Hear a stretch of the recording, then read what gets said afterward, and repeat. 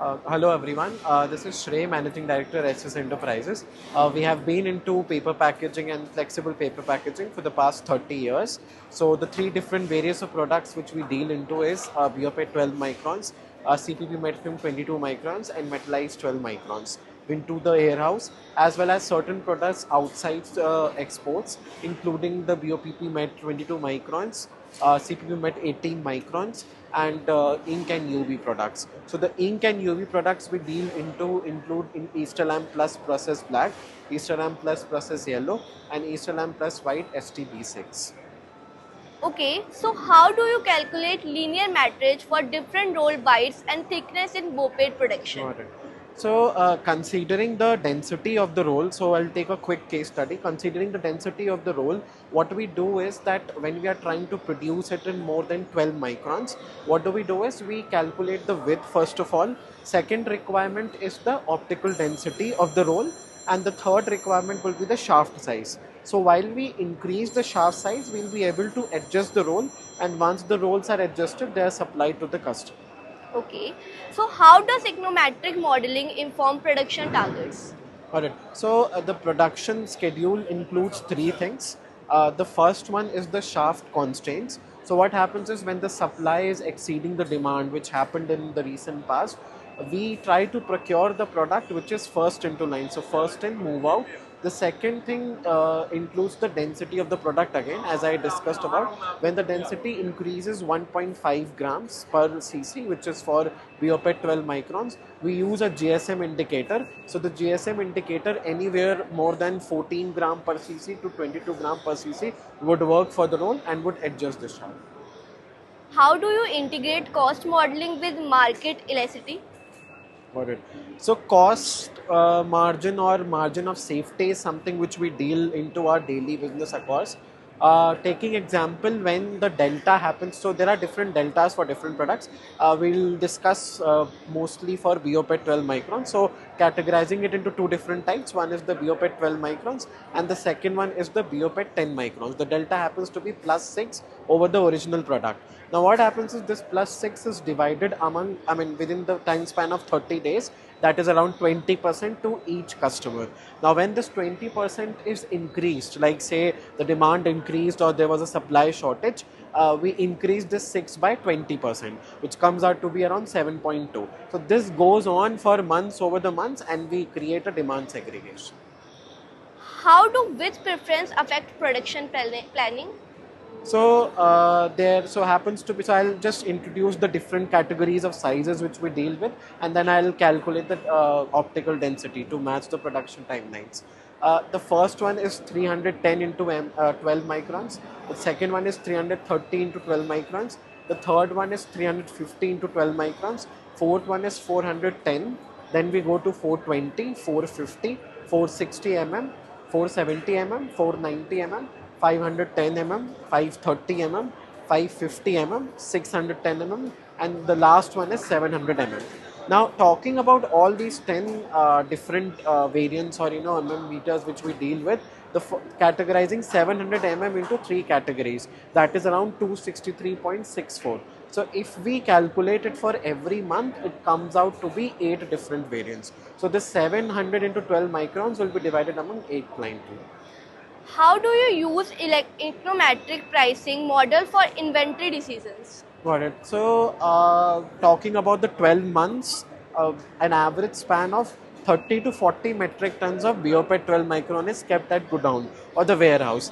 Now, talking about the sales, happens to be around 200 metric tons. So, if we divide 300 by 200, happens to be 1.5 metric tons per day. Now, this happens to repeat every year. So, if we calculate for every year, it comes out to be 1800 to 2 metric tons. Now, this 1800 or 2 metric tons is further divided into a regression model, wherein we take a constant y. That constant y is nothing but the aggregation of demand over the month. So the 1800 figure which I got while I kept the sizes constant over a year comes down to 6 months. So within 6 months, what we have to do, we have to change the inventory pipeline. Once the inventory pipeline changes, we convert this BOPET to metallize. Now we'll talk about metallize in the coming question sets. How can operational efficiency metrics be quantified? Got it. So, as I gave an example of metallized 12 microns in the last term, we'll talk about a condition wherein the stocking had to be less than equal to 2 metric tons. Now, when the stocking had to be less than equal to 2 metric tons, our target sale, considering 500 kgs for each particular size, there are 6 sizes. The target sale had to be 500 into 6, that is 3 metric tons, and the optimal order was around 800 metric tons.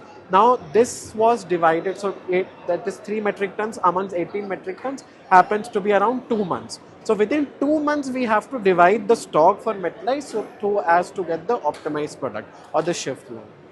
How do metallized variant affect market predictions?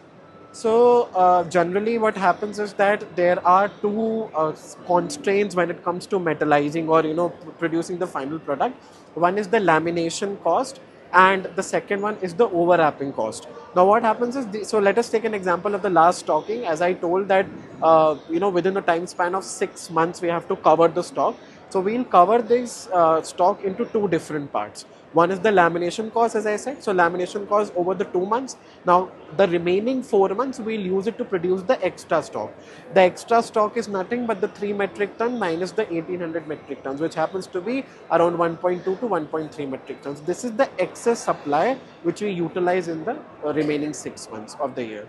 How is production allocation optimization uses quantitative methods? So optimization of products, let us talk about a different product now. So we'll switch to CPP metallize. Now for CPP metallize, we'll divide the category into two different parts. The first one will be the 18 micron CPP metallize, which happens to be around 2.5 to 3 metric tons. Now this 2.5 to 3 metric tons is again divided further into 7 sizes. So I'll introduce those 7 sizes. The first one is 575, the second one is 640. The third one is 645 and the fourth one is 555.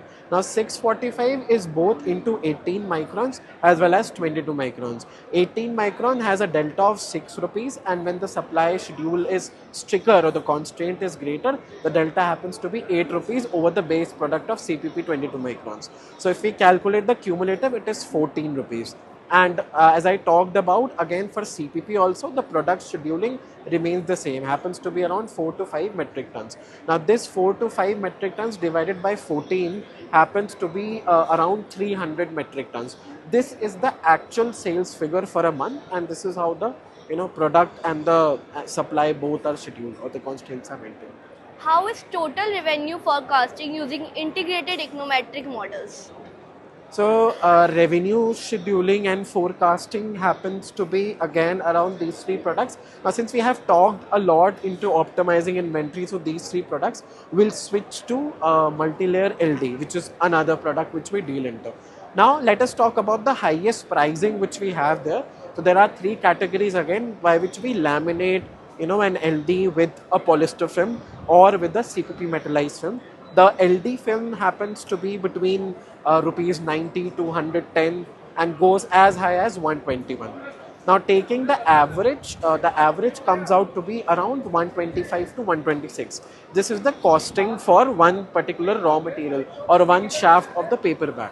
Now talking into 6 different variants, it comes out to be 125 into 6, which is approximately 7.5 metric tons. Now this 7.5 metric tons is one shaft vehicle of LD which is being supplied, and this gets rotated every month. So if we cover at least 4 to 5 different vehicles, the 30 metric tons figure which I have, that is 75 into 6, is taken care of. Maybe 15 metric more is produced due to the supply shift. How do small changes in raw material price affect linear metal allocation and batch planning? Got it. So let us talk about, so there are two things in the same set of question. One is the linear metrics and the second one is the product shift or the supply shift.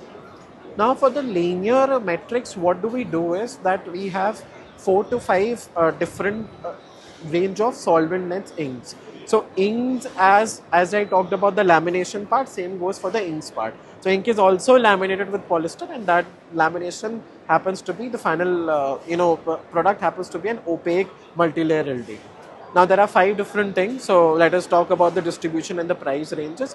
The first one is Easter lamb process yellow, which is around 210. The second one is Easter lamb process cyan, which is around 200. The third one is ST B6 variant, which is a different white variant, which is 5 rupees more. So that is 210. So if we take the average of all these products, the average happens to be around 224.75.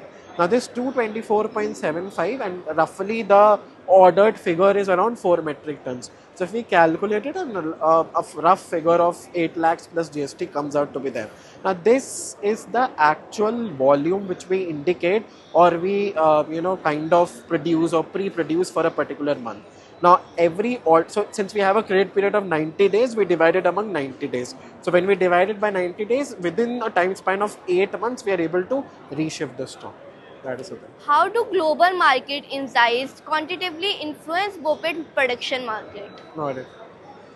So coming back to the global shifts in the market, I'll take an example. So what happened was recently in the month of December, what happened was that there was a supply shortage. Now because of the supply shortage, most of the suppliers had shifted to different laminators to whom we were producing or providing our products.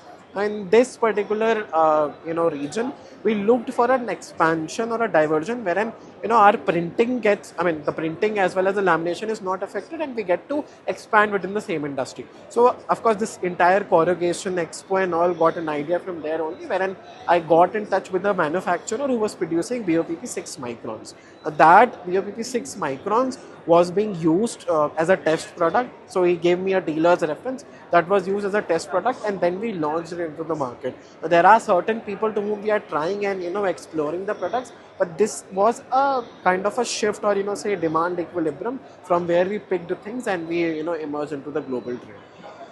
How is width-wide distribution determined for optimal inventory and revenue? Got it. So going back to the previous set of questions, there are certain sizes which we have to produce and which we have to keep in our inventory setup.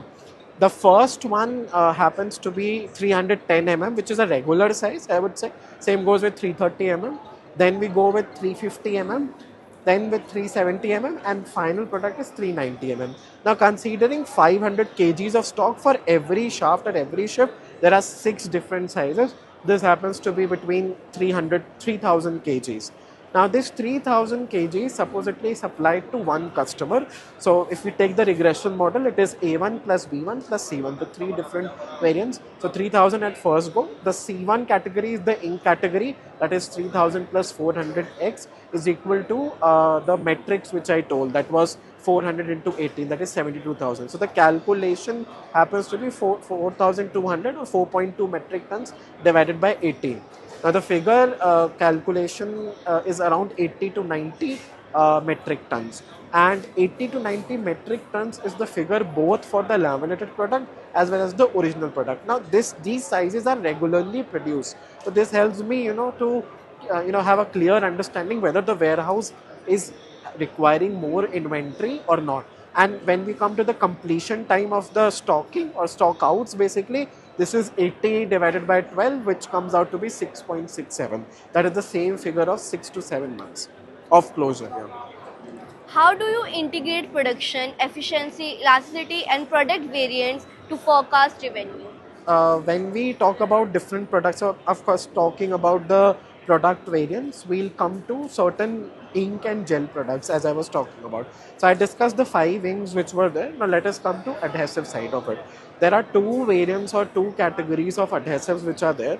One is High-Bond 4080 and the other one is Hardener Micro, the 2 categories. If we consider 1 drum of High-Bond 4080, it happens to be between 230 kgs to 300 kgs. The second one is around 30 kgs to 40 kgs. Now taking an example, 230 plus 30x is equal to 40x. This comes out to be 23 bundles. So within 23 days, we have to finish off this inventory in order to streamline the production line and then start with the next set of things. How is seasonality incorporated into econometric demand model of BOPET films? Noted. Now sessional trend, now picking my entire set of calculations from the demand equilibrium talking about the ink gel products. So as I said that this high bond 4080 and the hardener micro is completed within a time span or is shorted between a time span of 23 to 30 days. Now once this is completed, we'll shift to our base products through which the lamination is happening. Now considering one, so I'll just take quickly one example of a CPP size that is 640 to 25. Say 2.6 to 2.7 metric tons was being supplied, and I had a calculation of 23 days to finish off the stock. Now 6400 divided by 23, this happens to be around 240 or 250 kilogram per roll. So the roll weightage per cc is something which we need to take care about now, which is of course GSM, that is grams per meters or grams per centimeter. This happens to be 240 to 250 kgs, and after this 240 to 250 kgs is being produced, we shift to the next shaft and start with the new streamline calculations. Yeah. Okay, how are production inefficiencies quantified and mitigated in econometric modeling? Okay, so talking about the production efficiencies, we'll take an example of one of the recent studies wherein there were three different, so there's one size which is an outlier which is not there in the warehouse, which happens to be around 470 into 12 which is a micron, which is not there in the regular shifting or regular stock. Now, as I told that 31 to 32 metric tons or 31 to 32 metric tons is the actual optimal quantity required, and say considering that it's an optimal outlier for the stocking, it happens to be just 500 kgs. Now, the extra 6.6 kg per roll is something which we have to take care about, because if this increases and this is being streamlined to one customer, will not be able to sell it out within the time span of 1 month. Now, to sell it out within a time span of 1 month, we need to figure out where this roll has to be shifted. So we'll figure out another possibility, 470, the next category could be 940 or could be 180. So the nearest size is 1000 mm. 1000 mm size happens to be around 417 to 420 kgs, and as I said, it was 500 kgs for 470. Difference is just 80 kgs. This can be normalized over 30 days and can be reproduced. How is price demand elasticity quantitatively incorporated into production scheduling? Okay, so elasticity of demand, as we talked about, is a mixture of three different things. One is the demand equilibrium, the second one is the size reducibility, and the third one is the elongation or elongation width in the particular microns. So let us take an example of CPP, as I had discussed about the production shortage there. We take a density of 3.5 to 4.5 gram per cc, and we consider that the elongation of demand, that is ED or EOD, happens to be around 1500 to 1600 gram per cc. Now calculation goes in this way that if we are producing one particular roll, that should be around 64 gram per cc. So the average roll for CPP happens to be 250 gram. So 64 into 5 happens to be 320, and less than that is 256 grams. So somewhere between this we need to produce the shaft. That is one thing. That will reduce the timelines for delivery. Second thing is that when we are trying to laminate the same material, we need to look at the COF, which is the coefficient of friction.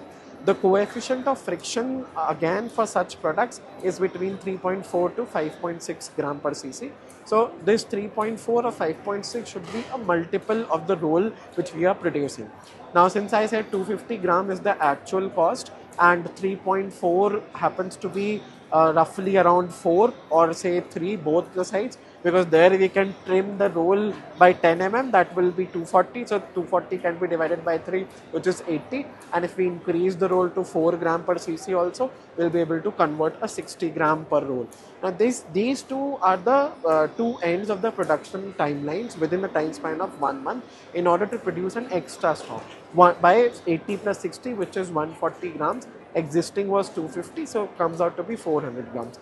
This is the only size by which we can increase the initial timelines in order to produce a roll which can be fixed to a shaft and then supplied to the customer.